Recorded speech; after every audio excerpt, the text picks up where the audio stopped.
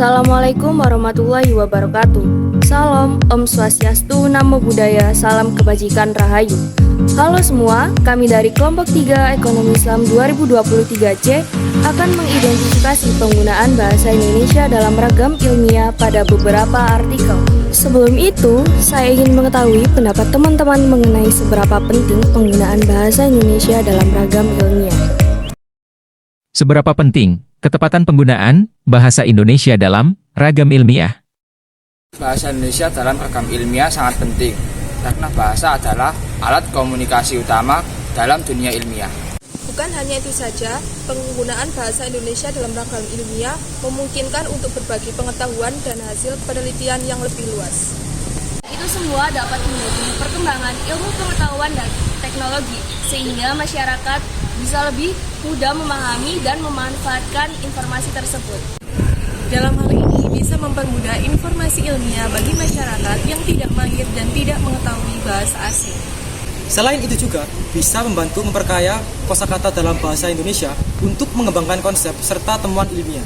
Bukan hanya itu saja, penggunaan bahasa Indonesia dalam ragam ilmiah dapat memperkuat identitas bangsa dan merupakan salah satu cara menghormati kebudayaan yang ada di Indonesia. Berikut artikel yang sudah kami pilih untuk dianalisis. Artikel yang pertama dengan judul Pemberdayaan Masyarakat Pedesaan dalam Perspektif Keuangan Syariah. Pada artikel pertama terdapat beberapa kalimat yang dinilai kurang tepat. Ketidaktepatan yang pertama terdapat pada kalimat ekonomi Islam lahir dan merupakan sebuah sistem ekonomi yang berlandaskan pada syariat Islam sebagai norma dan nilai-nilai kehidupan. Penggunaan kata dan merupakan dinilai tidak lugas dan sebaiknya diganti dengan kata menjadi. Ketidaktepatan kedua pada kalimat ini. Kalimat tersebut kurang efektif karena terlalu panjang dan sulit dipahami. Sebaiknya kalimat tersebut bisa disederhanakan menjadi beberapa kalimat pendek yang lebih mudah dimengerti oleh pembaca. Untuk pembenarannya seperti ini. Hasil survei Bank Dunia pada 2010 menunjukkan bahwa hampir 10 dari penduduk Indonesia, 23,2 juta orang, tidak memiliki akses ke layanan keuangan formal. Sekitar 35 juta orang hanya menggunakan lembaga keuangan non-formal, seperti koperasi sifat pinjam. Beralih pada artikel yang kedua dengan judul Potensi Syariah Memulihkan Ekonomi Nasional yang bersumber dari bisnis.com.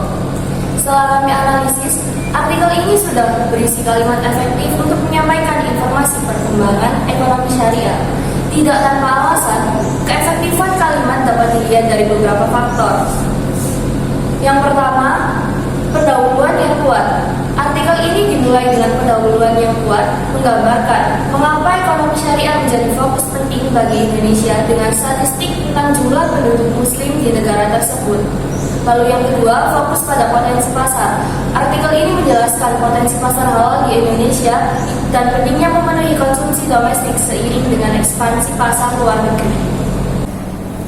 Yang ketiga, peran pemerintah. Artikel ini membahas peran pemerintah dalam mengembangkan ekonomi syariah, termasuk melalui pembentukan Komite Nasional Ekonomi dan Keuangan Syariah atau disingkat KNEX. Yang keempat, pentingnya sumber daya manusia. Menyoroti pentingnya membangun sumber daya manusia yang kompeten dalam industri ekonomi dan keuangan syariah. Yang kelima, sektor unggulan. Mengidentifikasi sektor industri makanan halal sebagai potensi besar dan mencakup informasi tentang Peraturan Undang-Undang Nomor 33 Tahun 2014 tentang jaminan produk halal. Artikel yang ketiga berjudul Imajinasi Populer dalam Industri Fashion Halal. Pada artikel ini terdapat kata yang kurang tepat. Kata yang pertama yaitu terdapat dalam kalimat Indonesia sebagai negara berpenduduk muslim terbesar di dunia digadang-gadang menjadi kiblat perkembangan ekonomi, keuangan, dan bisnis syariah dunia. Kata digadang-gadang sendiri dinilai tidak tepat dan sebaiknya diganti dengan kata diharapkan. Dan yang terakhir, pada kalimat sekolah modul muslim pertama di dunia yang telah mengacu pada standar kompetensi kerja nasional Indonesia dengan tetap berpegangan pada kaidah dan prinsip Islam. Kalimat dengan tetap bisa diganti dengan kalimat yang berpegangan pada kaidah dan prinsip Islam agar kalimat tersebut mudah dipahami oleh pembaca. Sekian hasil analisis artikel yang dapat kami sampaikan. Kurang lebihnya mohon maaf yang sebesar Terima kasih. Wassalamualaikum warahmatullahi